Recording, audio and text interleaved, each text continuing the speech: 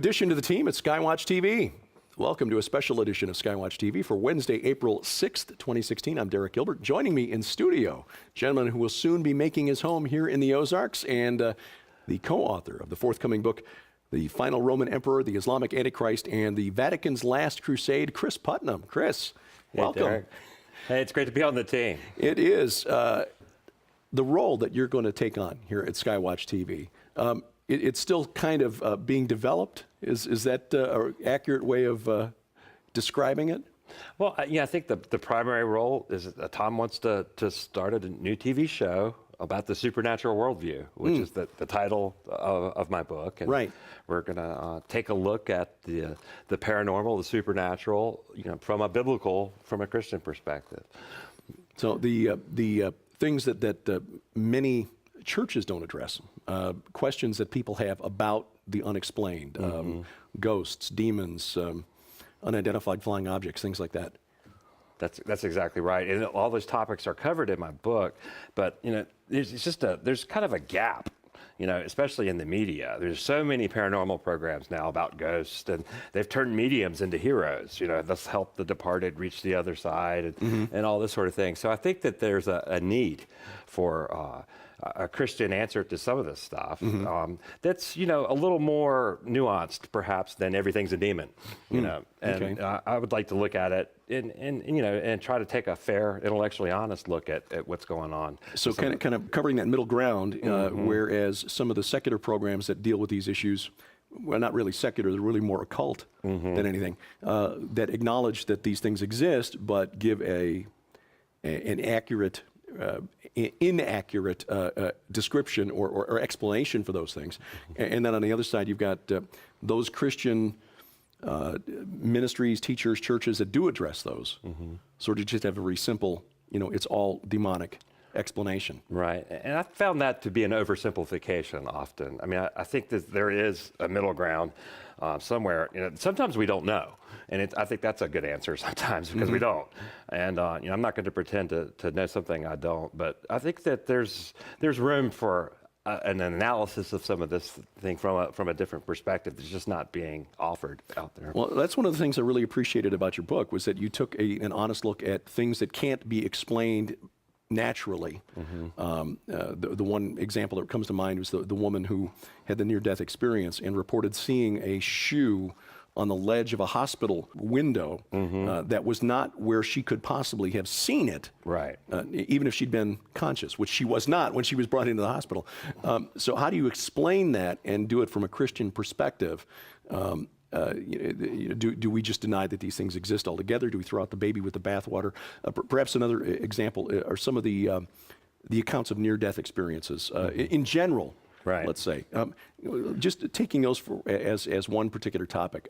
How do we, as Christians, process the whole concept of the near-death experience? Well, that was one of the main topics that I focused on because I think it really does authenticate the Christian worldview in a lot of ways. We call it the veridical near-death experience, meaning there's some parts of the near-death experience that you can verify, right? And there's other parts you can't.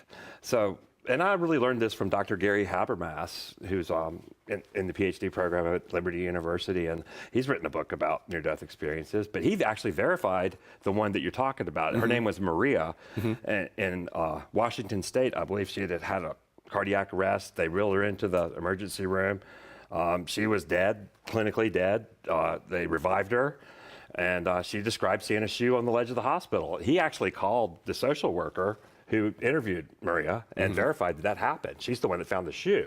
So, this is the type of evidence that you are not just a material being. You're not, a biological robot. That, this is what the reductionist scientific worldview would say that we are. But there is an immaterial you that exists apart from your body, apparently. This shows that. I mean, it demonstrates that she was able to see without eyes. Yeah. And hear without ears, was able to report on things that the doctor said in the operating theater. And that's really remarkable. If you can get people, to move off of that, then we are more than just we meet computers. Right. As some of the It's a defeater for naturalism, is what it is. And then, of course, we have to fit that into a biblical context, and that's what the supernatural worldview will will aim to do. Shifting gears, let's talk about the forthcoming book that you and Tom have put together, The Final Roman Emperor, the Islamic Antichrist, and the Vatican's Last Crusade. The Islamic State has dominated the news for the last 18 months, almost 2 years, ever since they declared the caliphate in June of 2014. They believe they are working toward a day when the Mahdi will lead them to victory in a climactic battle against the forces of Rome. How do you approach the topic in the book, knowing that we're not going to do more than even scratch the surface here in the span of 5 minutes or so? But how do you address the topic, and what sort of information, or how do you process what they're trying to do versus what we read about in Bible prophecy? Well, I tried to give a unique perspective on this subject. There's a lot of good books about the Islamic State out by scholars who have studied Islam in a lot more detail than I have, and they're great books. But they don't look at this really from the prophetic type of perspective that we're taking. And I call it a long play perspective in the book. And really my angle is the supernatural worldview. We're trying to look at this not, what does the Islamic State want? What do those individuals, those human beings want? But perhaps there's powers and principalities behind them that have another agenda. And that's kind of where I'm coming from. And, I'm looking at this from a perspective over the last century, or the last several centuries, and trying to see where's this all heading, and what could their piece of the puzzle be leading to? And I really do see it all. Globalism being the overarching idea, this idea of a new world order, and the Islamic State is the perfect antithesis to Western values, and I think it really does push us for a need for safety, fear from terrorism, pushes us toward control, new world order, that type of thing. Well, we're dealing with principalities and powers, as the Apostle Paul wrote. It's not human opponents that we're wrestling against, and clearly, if these things have been around for, just to pick a number, say 6,000 years, they are a little more patient than we humans tend to be. How do you think we Americans tend to have a very short view of history? I mean, for us, you look at a house built prior to World War II, and that's old, man. Right. Well, my ancestors in Germany, who lived in a house that was, let's see, they left the area around Stuttgart in 1805, and by the time they left in 1805, the house that they were living in was already 450 some odd years old. So, there's a whole different time scale when you're dealing with the old world, and of course, when you get back to the ancient world, the Middle East, and so, we're dealing with a much longer time scale.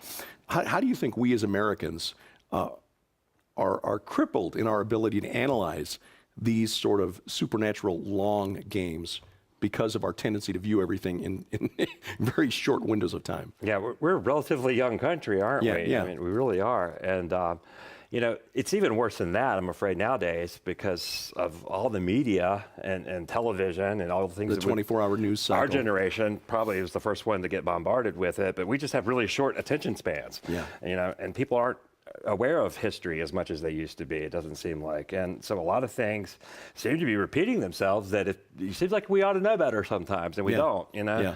And so it is interesting. I think really it's the mass media culture and everything else is kind of perhaps dumbed us down a little bit. We have access to information we never had before, but in a general way, I don't see that being all that helpful. In fact, I feel like I read an article about that just recently, that there are some experts now who estimate that over the last century or so, we Americans have lost an estimated 20 IQ points on average off of where we used to be, because we no longer need to develop critical thinking skills. Whenever we need to know something, we can look it up on the internet.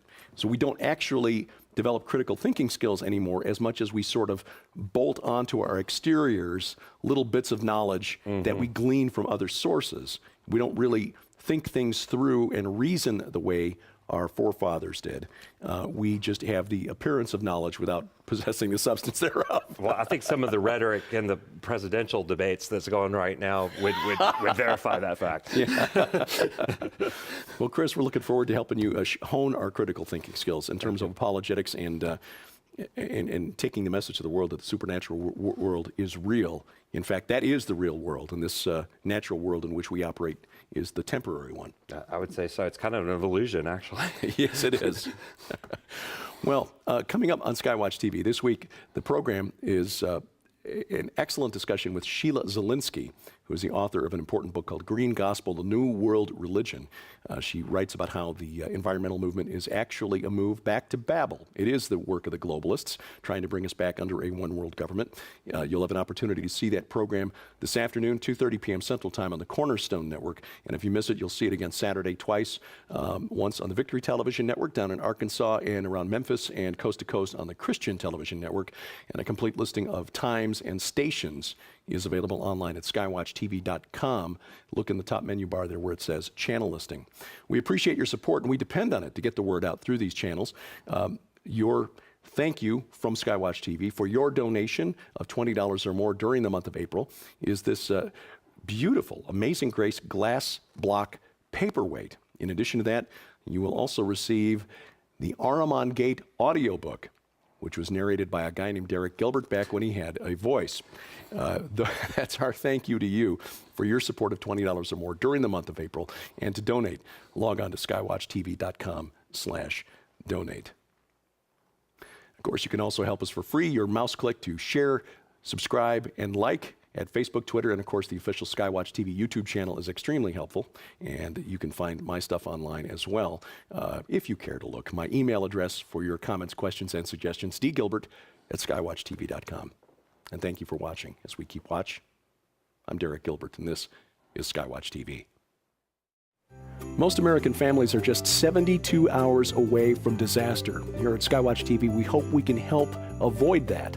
I have been given permission to tell about this massive deal. There's one packet where you get one of each of these, breakfast and entree buckets, and again, 25 years shelf life. With that, you will get 15 of these Wise Fire packets. You'll get one of this water bottle. It will filter 99.9% of the impurities out of your water. Also, you will get for free this awesome auto kit. Now, there's another package. There are two more packages. The second package, you get 3 of each bucket. You pay for those, and you get the auto kit free, you get the Wise Fire free, and you get 2 of these bottles. There's a third deal.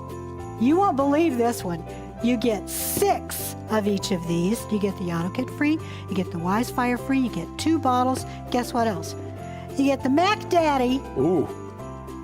50-gallon water storage container. If the electric grid goes down, one of these is going to come very handy. 3 packages for preparedness, one that feeds a family of 6 for a month, one that feeds a family of 6 for 3 months, and one that feeds a family of 6 for half a year, and of course that includes the 50-gallon water tank. You'll find all of those deals online, the Wise Food Preparedness Specials at skywatchtvstore.com.